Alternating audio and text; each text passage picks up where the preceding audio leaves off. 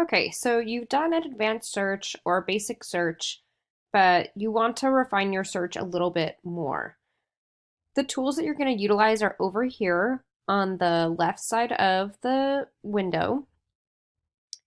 And most people would sort by relevance, but there are other options. You can sort by the date or author or title. You can sort by books or government documents in this case. Sometimes you'll have different resource types. But what I want to point out here is that you can either exclude or include. So you have a couple options there.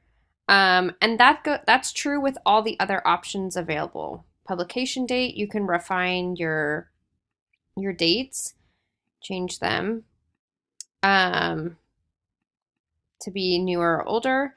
You can select certain authors that you want. Most interesting might be the subjects. You can refine your subjects. So if you want to add zoology into your subjects, you would click that. And then after you've chosen what you want your filters to be, you can see that a green apply filters shows up. So you're going to want to click that next.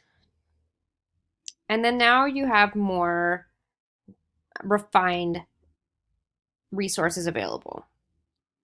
So here we only get 4 options back. And again, they all include the subject of insects, and they do not include information about beetles. We still had our publication date set, and we can even refine even more from this point on as well.